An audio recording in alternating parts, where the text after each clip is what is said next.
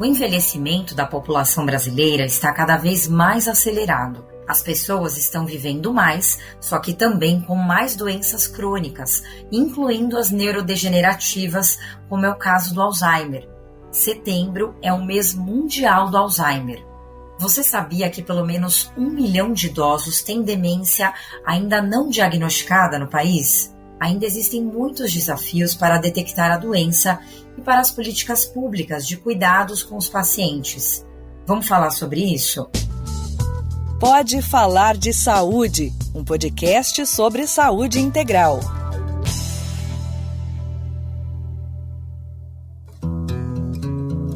Oi, gente, eu sou a Carolina Cassola, jornalista apaixonada pelos temas de saúde e criadora do Pode Falar de Saúde. Esse aqui vai ser nosso espaço para entender sobre saúde integral. Você sabe o que é? É quando a gente fala de saúde física, mental e emocional, e para todas as idades, crianças, adolescentes, adultos e idosos. Te convido para me acompanhar no YouTube, nos principais agregadores de podcast e também seguir lá nas redes sociais do @Grupo Rádio Web e @Pode Falar de Saúde. Hoje eu vou conversar com a doutora Selene Pinheiro, que é médica geriatra pela Sociedade Brasileira de Geriatria e Gerontologia e presidente da Associação Brasileira de Alzheimer, Regional São Paulo, e também com a Tainá Matos, que cuida da mãe com Alzheimer. Muito obrigada por vocês aceitarem o convite desse bate-papo hoje. Eu que agradeço. Eu gosto também bastante de conversar sobre esse assunto, as questões de saúde, né, questões de prevenção, questões de como lidar com as questões de saúde. Então, obrigada pelo convite, tem tudo a ver com a gente. Legal, doutora. Vamos começar falando, né? As pessoas ainda acho que ficam muito confusas com o conceito do que é a doença de Alzheimer. E existe, acho que bastante, confusão por conta das demências, né? É a mesma coisa? Como é que a gente define o Alzheimer? Então, vamos lá, Carolina. É o seguinte, demência é uma condição de saúde que faz a pessoa perder habilidades que antes ela tinha em 3 aspectos da vida dela. No aspecto cognitivo, que são as habilidades neurológicas dela, né? Então, memória, atenção, cálculo, capacidade de se organizar, de se localizar no espaço, linguagem, várias dessas habilidades neurológicas, né? Habilidades cerebrais. Aí, o outro aspecto é o comportamento, né? Então, existe uma alteração no comportamento, e essas 2 questões acabam levando a uma perda da funcionalidade, uma perda do status funcional que ela tinha antes. E isso, então, é o conceito de demência. Só que existem várias doenças que causam demência. E a doença de Alzheimer, ela é a doença que mais causa demência, né? Então, é a principal causa de demência. Existem várias outras, existe a demência vascular, a demência por corpúsculos de Levy, frontotemporal, né? As síndromes Parkinson Plus, como corpúsculos de Levy, atrofia de múltiplos sistemas, degeneração córtico-basal. Então, você vê que uma grande gama de condições que podem levar a essas alterações, a um quadro demencial. Perfeito, doutora. Agora, a doença de Alzheimer, ela está mais ligada a fatores genéticos ou ambientais, ou as 2 coisas, né? O que a gente pode falar aí desses fatores de risco, né? Então, existem fatores de risco modificáveis e não modificáveis. Os fatores de risco não modificáveis são idade, porque a gente sabe que quanto mais idoso a gente fica, maior a chance da gente vir a desenvolver doença de Alzheimer. Então, se por volta aí dos 60 anos, praticamente assim, 1% das pessoas têm demência, mas acima dos 90, chega a 45, 49% das pessoas terem demência. Então, não é normal do envelhecimento, mas é muito frequente à medida que a pessoa envelhece. Segundo fator de risco é ser do sexo feminino, então não é modificável. E o terceiro fator de risco é genética. Só que na população brasileira, a causa genética familiar é muito, muito pequena. A grande maioria dos casos, ela é relacionada a estilo de vida. E hoje a gente sabe de 12 fatores de risco modificáveis que podem prevenir o aparecimento das demências. Então, assim, o primeiro fator de risco mais importante na nossa população brasileira é baixa escolaridade. A baixa escolaridade, principalmente na infância, no período da infância, é que a gente tem o maior fator de risco na população brasileira. Seguido de perda auditiva, hipertensão, obesidade, diabetes, etilismo, tabagismo, traumatismo craniano, isolamento social, as questões do sono também estão envolvidas, né? Então, são vários os fatores de risco. Sedentarismo é fator de risco, a poluição ambiental é fator de risco também. Então, se a gente intervir nesses fatores de risco, a gente tem um índice de proteção bem alto. Os primeiros estudos, intervenção em fatores de risco modificáveis, aconteceram nos países nórdicos. E nesses primeiros estudos mostravam um índice aí de 30% aproximadamente de proteção. Mas não dava para extrapolar a realidade em que eles vivem para a realidade que nós vivemos. Depois vieram os estudos de países do hemisfério norte, né, também uma realidade bem diferente da nossa. E o ano passado saiu o estudo mostrando a realidade brasileira. Então, em regiões norte, nordeste, sul, sudeste, então pegou as regiões geopolíticas, fizeram uma avaliação por etnia, e esse grupo chegou à conclusão que no Brasil, se a gente fizer intervenções bastante focadas nesses aspectos, a gente consegue redução de risco em torno de 48%. Então, um índice bom, né? É um índice excelente, né? Sim. Com medidas que fazem bem para vários outros aspectos da vida, né? Então, aspectos sociais, aspectos de qualidade de vida, aspectos de saúde cardiovascular. Então, são medidas que a gente teria que tomar para o bem-estar da população como um todo, bastante efetivo.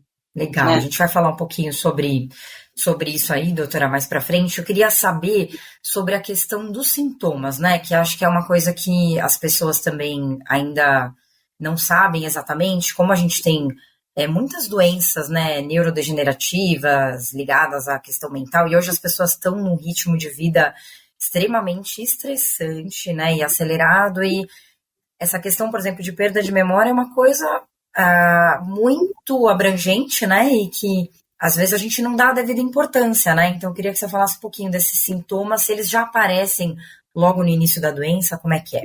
Então, Carolina, hoje a gente sabe que as demências, às vezes, essas doenças neurodegenerativas, elas começam a se instalar no cérebro, às vezes, uns 20 anos antes dos primeiros sintomas. E existe uma sequência em que elas vão acontecendo, né, que a gente chama de contínuo, em que a pessoa ela está com o processo neurodegenerativo em instalação, mas ela não sente nada. Depois, esse processo neurodegenerativo avança um pouco mais e ela pode evoluir para um quadro de queixa subjetiva de memória, em que ela percebe que a memória dela não é mais como ela era antigamente. Isso sempre comparando a pessoa com ela mesma, tá? E vendo que não está muito igual era antigamente, mas ela consegue, leva a vida dela tranquilamente, fazendo todas as funções dela. À medida que o processo neurodegenerativo evolui, ela pode evoluir para um comprometimento cognitivo leve, que é quando essas queixas, essas dificuldades cognitivas podem levar a por exemplo, um esquecimento, mas que ele usa uma agenda e ele consegue agendar todos os compromissos dele e não se perder. Então, ele ainda não afeta a vida da pessoa. Mas aí ela pode evoluir para um quadro de demência, que é quando esses esquecimentos, essas queixas começam a comprometer a vida dela. Então, as queixas, elas podem estar ligadas à memória, a memória geralmente de curto prazo, a pessoa começa a ficar às vezes repetitiva, porque ela não lembra que te falou uma coisa, ela fala de novo, ou você fala com a pessoa, e uma coisa importante, né? Aí você vai conversar com ela novamente, ela, nossa, mas você não falou isso para mim? Você tem certeza que ela te ouviu, você tem certeza porque ela interagiu com você e depois você vai conversar com ela de novo, ela não lembra.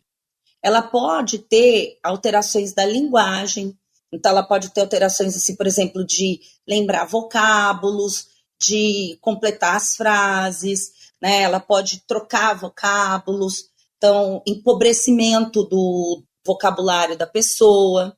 Ela pode ter alterações, por exemplo, de se localizar, então ela pode se perder em trajetos que antes eram familiares para ela.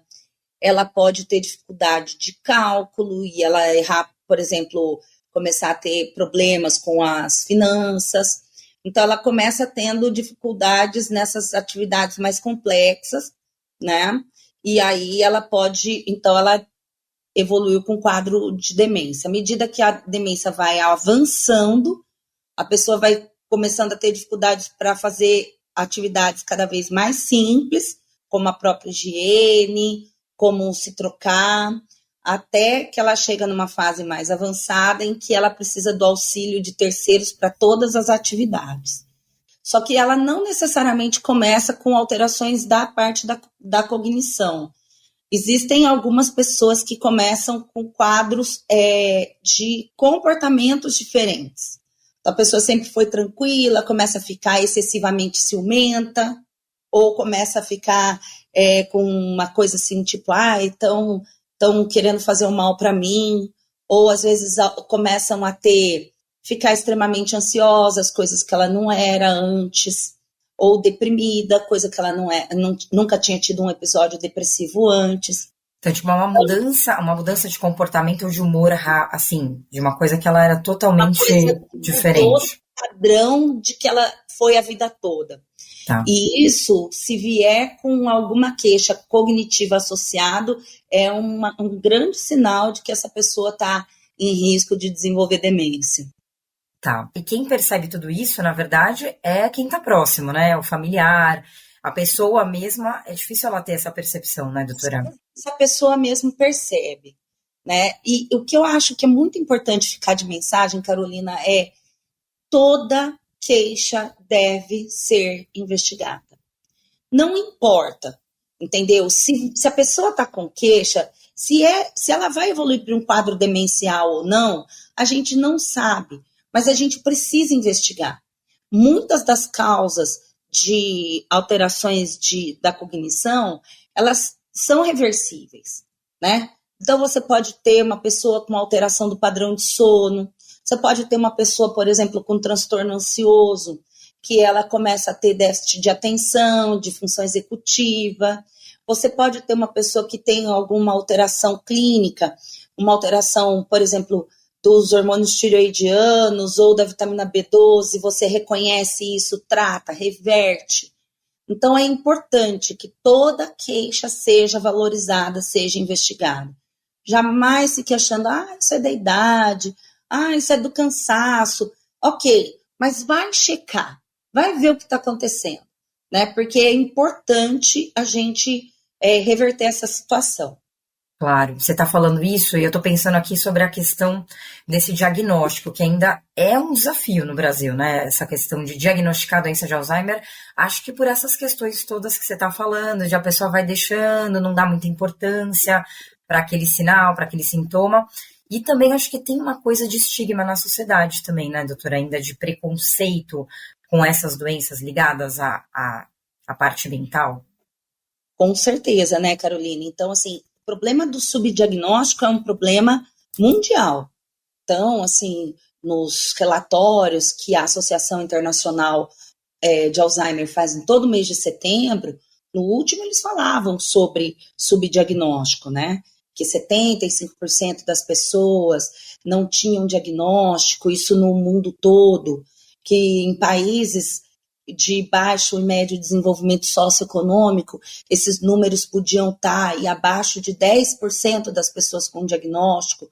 Mas um último estudo também que saiu agora em junho, de um grupo brasileiro, que investigou as 5 regiões geopolíticas do Brasil, com cidades de pequeno, médio e grande porte, eles viram que o índice de diagnóstico era 1,2%. E a maioria das pessoas em estágio avançado. Então, quando a gente fala de diagnóstico, é importantíssimo que haja um diagnóstico oportuno. A gente precisa, à medida que a pessoa tenha queixa, dar o diagnóstico, acompanhar essa pessoa, enfatizar questões de estilo de vida, né? E se tiver o diagnóstico de demência leve, iniciar o tratamento, porque a gente sabe que quanto antes a gente começar o tratamento, melhor, Carolina. Tinha uma campanha da Abrasa, bastante tempo atrás, da Associação Brasileira de Alzheimer, que falava que doença de Alzheimer, quanto antes você souber, mais tempo você terá para lembrar. Então, é essa mensagem que tem que ficar na cabeça das pessoas. Claro. E o estigma, ele é muito grande. E ele é grande não só no Brasil, mas em todo o mundo de novo. Teve uma pesquisa em 2018, no mundo todo, acho que foram 155 países entrevistados e tal, e o que eles mostraram era que 2 em cada 3 pessoas acreditavam que as demências eram naturais do envelhecimento. E a gente vê isso até em profissionais de saúde, que olham para a pessoa idosa esquecida e falam, não, isso aí é assim mesmo, está idoso, está confuso, está esquecido, e não encaminha para o diagnóstico. A pessoa se sentir envergonhada de ter a demência, da família ficar subestimando o que está acontecendo, pode realmente levar a questões muito difíceis mais adiante. Você começa a tratar mais tardiamente, já existe um prejuízo funcional muito grande e, às vezes, alterações de comportamento muito exuberantes.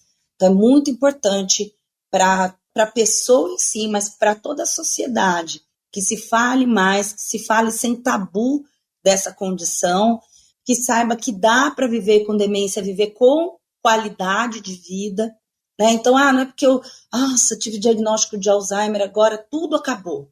Então, eu acho que não é por aí. Tá. A gente tem grandes exemplos, né, de pessoas que vivem bem com demência. Sem dúvida. E a gente vai falar um pouquinho agora também com a Tainá Matos, né? Ela cuida da mãe com Alzheimer. Você é professora e psicopedagoga, né, Tainá? Conta um pouco como é que veio esse diagnóstico da sua mãe. Você já suspeitava, né? Como é que começou essa jornada aí de diagnóstico?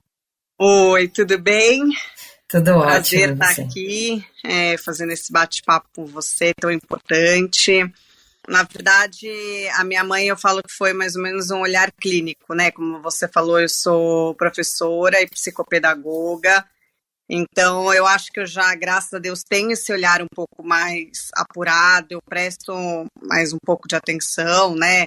Até por conta dos meus alunos e tudo, e eu comecei a perceber, né?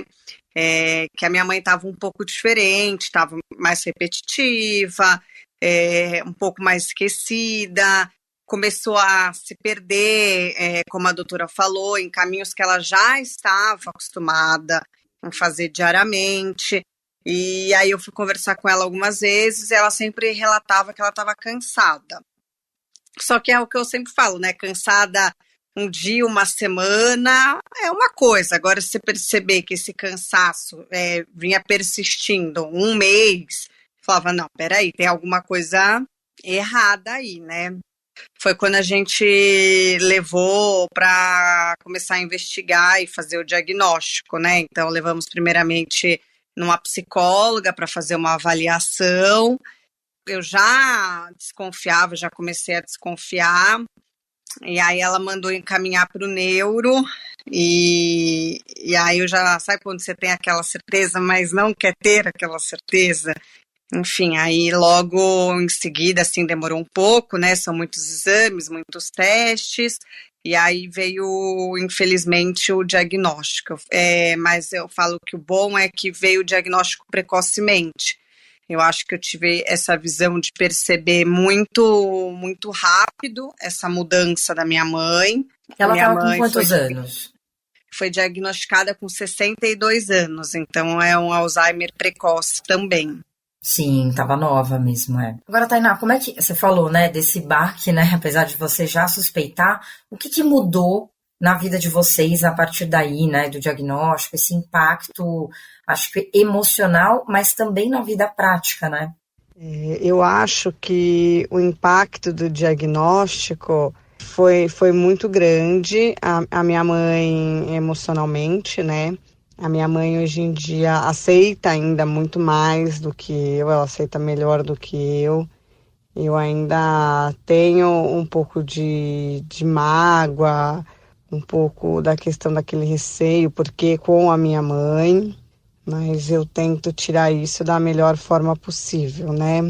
Na vida prática, muitas coisas mudaram. No começo não mudou muito, porque como eu falei, eu acho que não tinha caído muito a minha ficha. Então, continuamos com a rotina normal. Aos poucos, com a mudança dela, né, de esquecimento, a gente começou a ter que mudar algumas coisas. Então, hoje em dia, ela não mexe no fogão, a gente adaptou a rotina dela, ela não viaja sozinha, a gente tenta sempre deixar ela com a maior autonomia possível.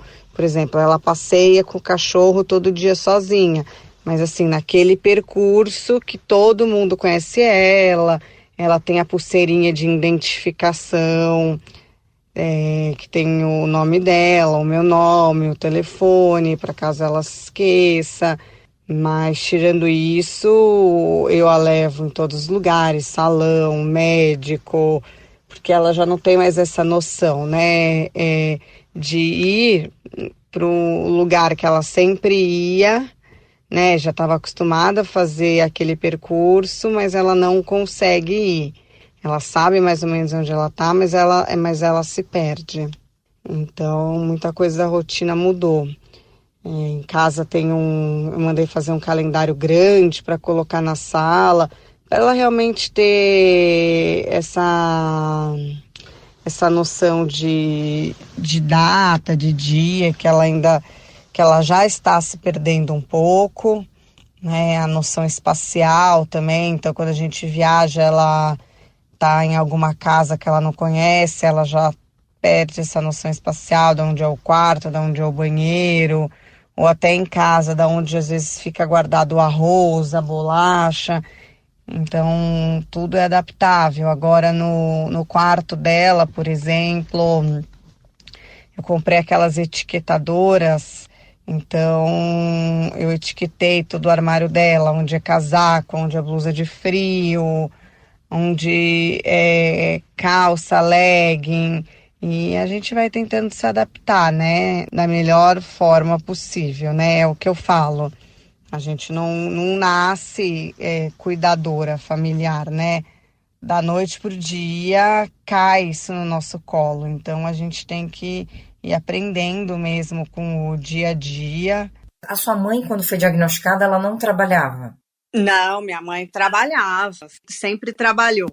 E eu acho que isso para ela foi, acho que uma das piores coisas, que ela, como ela sempre foi muito ativa, ela gostava de trabalhar, e eu ter que parar de trabalhar, eu ter que se aposentar, isso para ela acabou deixando ela um pouco deprimida, né? Isso não foi bom. Com todas essas adaptações, ela consegue fazer as atividades que ela gosta, ela precisa fazer atividades assim para o cérebro, né, intelectuais, como é que tá a vida dela hoje, assim, nesse sentido? Então ela tem a terapia ocupacional que vem em casa toda semana, faz as atividades dirigidas que ela precisa e passa a lição de casa. Então durante a semana ela tem as lições para fazer, para continuar se mantendo, e a gente tenta sempre fazer atividades para ir trabalhando o cérebro. Então ela trabalha com a arte terapia, a gente fez até um bazar para ela, que ela ficou super animada. Ela até falou, ai, ninguém vai querer comprar as minhas coisas, tudo, e foi um sucesso. A gente tem encomenda até hoje das coisas dela. Então vamos fazendo invenções para mantê-la ativa, né? Então agora estamos pensando numa aula de pilates para manter uma outra atividade para trabalhar o cérebro, para não ficar sempre na mesmice, sabe? Sempre na mesma atividade, né? A terapeuta ocupacional dela sempre fala que é bom fazer essa movimentação de atividades diferentes. Então ela também adora aqueles livros, sabe, que falam que é para relaxar, de pintura. Nossa, acho que ela já pintou uns 20. Então ela vai trabalhando com cor, ela fica relaxada. Quando ela está muito ansiosa, estressada, ela pega, vai pintando. E manter a rotina, eu acho que a rotina dela é o principal, levá-la sempre para dar uma volta, passear com as amigas. Agora, mais uma coisa só, você estava falando que para você ainda é difícil aceitar, né, esse diagnóstico. Você consegue cuidar também da sua saúde mental? Como é que é? Assim, você faz terapia? O que você faz para você tentar deixar esses cuidados mais leves para você e para ela, né? Então eu falo que é de extrema importância o cuidador familiar, ele precisa se cuidar também, seja fazendo igual eu faço uma atividade que eu goste, de ir para academia, de correr, continuar com o círculo de amizades, sair com os amigos. Eu falo da Abraz também, que tem um grupo de apoios aos familiares, aos cuidadores, para essa troca mesmo de vivências, experiências, que eu acho fundamental. Eu faço terapia também, que me ajuda muito, porque, por exemplo, às vezes eu me sinto muito culpada. Eu fico muito tempo com ela, mas quando às vezes eu quero sair só eu e o meu marido, por exemplo, ou só eu e as minhas amigas, eu acabo me sentindo culpada por deixá-la sozinha, e não é isso. Eu tenho que ter a minha vida também, eu tenho que ter as minhas coisas, mas aí eu penso, se não sou eu para sair com ela, para levá-la para passear, ninguém vai fazer, né? De vez em quando as amigas fazem, mas a maioria das vezes sou eu. Então eu também tenho que trabalhar um pouco essa minha culpa. Mas é de extrema importância o cuidado que a gente tem que ter com a gente, porque senão realmente a gente acaba pirando. Já tive muitas vezes meus altos e baixos, porque não é fácil, né? E a gente nunca sabe quando vai ser a próxima etapa, quando, né, a pessoa vai ter uma piora, no caso a minha mãe vai ter uma piora. Então, eu que sou uma pessoa extremamente ansiosa, sempre fico naquela, sabe assim, expectativa, assim, fico tentando adivinhar o futuro. Ai, quando vai ser que ela não vai me reconhecer mais? Quando que vai acontecer isso? E uma coisa que a minha terapeuta sempre fala é: viva um dia de cada vez, viva o presente. Não fique tentando antecipar as situações. Claro, até porque não é um dia ou 2 dias, é para a vida toda, né? Então, realmente precisa se reestruturar, como você falou, tem esses altos e baixos, mas que todo mundo tem mesmo, né? Mas é isso, buscar sempre, né, essas atividades, acho que essa identificação que você falou também com outros familiares, isso é uma coisa muito bacana, né? É o que a Tainá falou. A gente não nasce cuidador. Você cai de paraquedas num cenário totalmente desconhecido. Então, o mais importante é você tentar conhecer. Esse também é um outro papel da Abraz, né? De trazer conhecimento para as pessoas que cuidam, para os familiares. Primeiro, você entender o que está acontecendo com a pessoa que você ama e tentar se situar e trabalhar tudo isso. Eu acho que todas as outras coisas que a Tainá falou são importantíssimas, e eu acho que A importância de um perfil como o dela é justamente mostrar o cotidiano, mostrar a autenticidade, a verdade do cotidiano de uma pessoa, e é por isso que as pessoas seguem, porque elas querem ver isso acontecer, ver que isso é possível acontecer. Isso dá uma força para as pessoas também.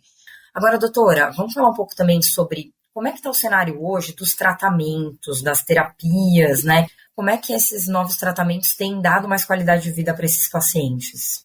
Nós estamos vivendo um momento histórico de que nós estamos vendo lançarem, finalmente, depois de 20 anos, mais de 20 anos do lançamento do último medicamento voltado para a doença de Alzheimer, nós estamos vendo agora o lançamento de novas moléculas, de novas medicações para o tratamento de doença de Alzheimer, e diferente dos tratamentos que a gente já tem, são tratamentos mais específicos, mais voltados para o processo patológico que faz desenvolver a doença.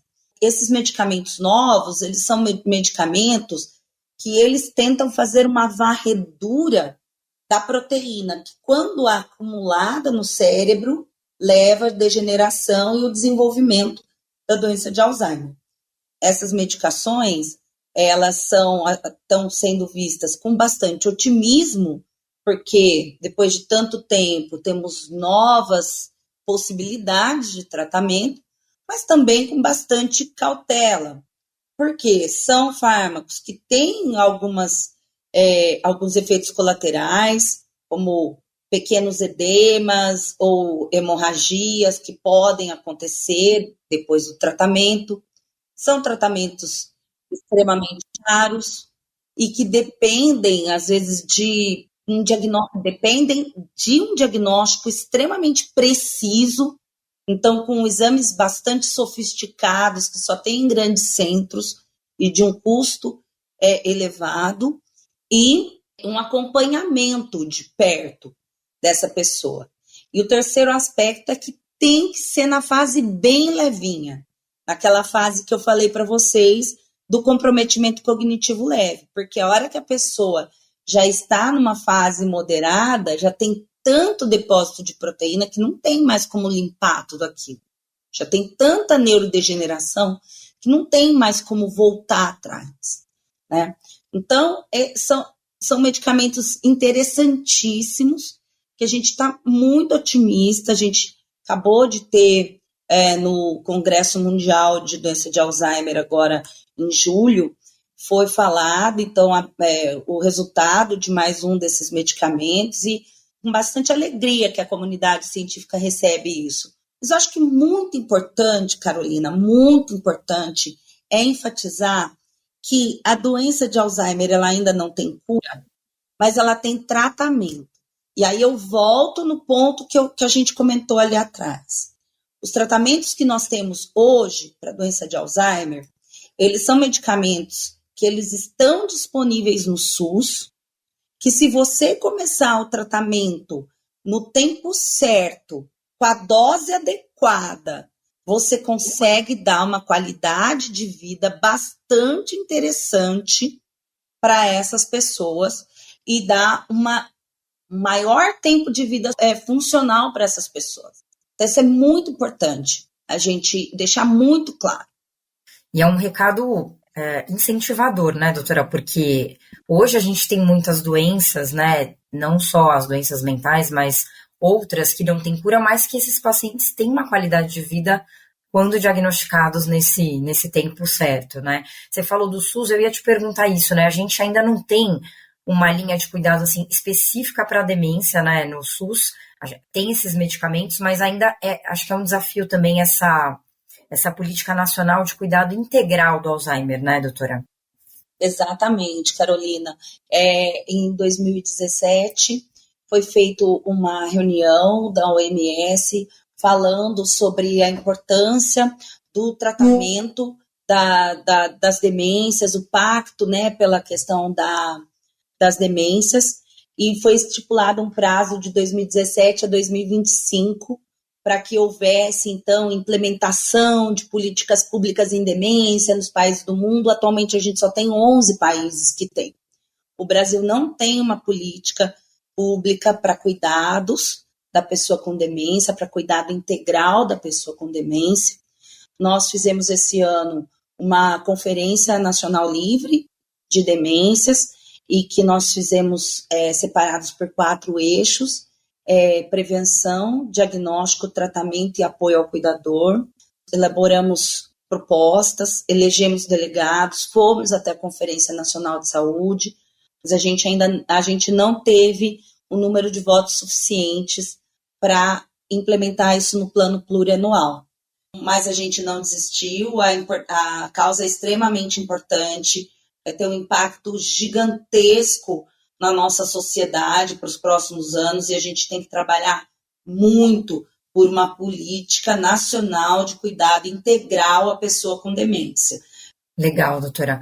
Agora, quando a gente fala assim, na prática, esses cuidados, eu até fiz uma reportagem no ano passado, em que a gente falava muito sobre a questão dos centros-dia e das instituições de longa permanência para os idosos, né, que são as ILPIs. O funcionamento dessas instituições é extremamente também importante nesse apoio ao familiar, né? Assim, como é que isso poderia, se a gente tivesse mesmo, né, uma política voltada para isso, com certeza daria mais condições para que esses familiares, né, tivessem esse suporte, né? Exatamente, Carolina. A nossa sociedade mudou muito, né? Então, nós temos famílias cada vez menos numerosas, as mulheres hoje trabalham até, assim, idades mais avançadas, né? Então, a gente vê que a realidade das famílias é o que a Tainá falou, tem que mudar a rotina. Então, hoje ela não pode trabalhar período integral, ela tem que trabalhar meio período. E a gente sabe que os cuidados com a pessoa com demência, eles representam 80% dos custos de uma pessoa que tem demência. Então, os cuidados médicos de saúde em si, eles são menores do que os custos sociais.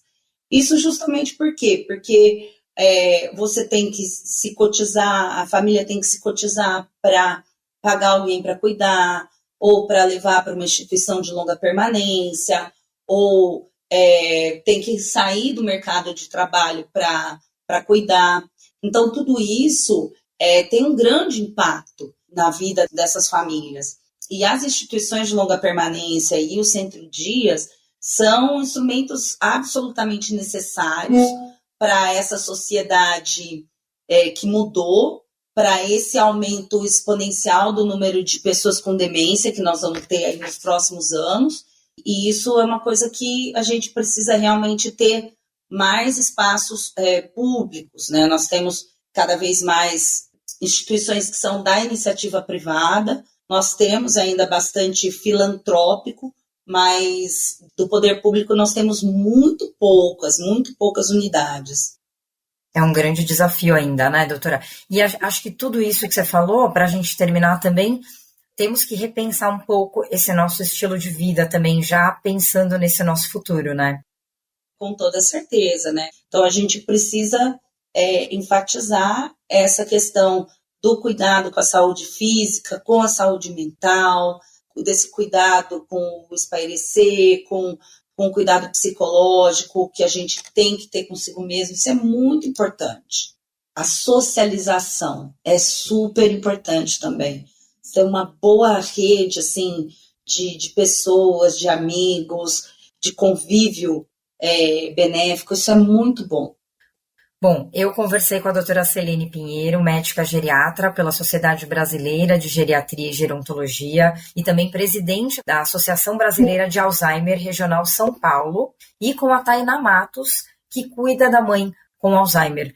Doutora Celene, Tainá, muito obrigada por vocês aceitarem o convite para esse bate-papo aí tão importante.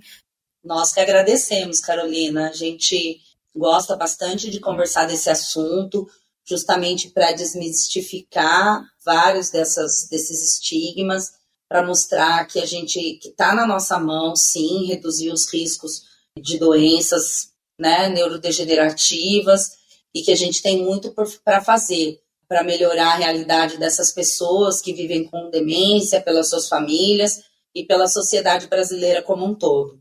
Como a doutora falou, é sempre importante a gente falar sobre esse assunto, que é um tabu ainda para muita gente. Sempre está quebrando esse estigma e eu agradeço por ter participado.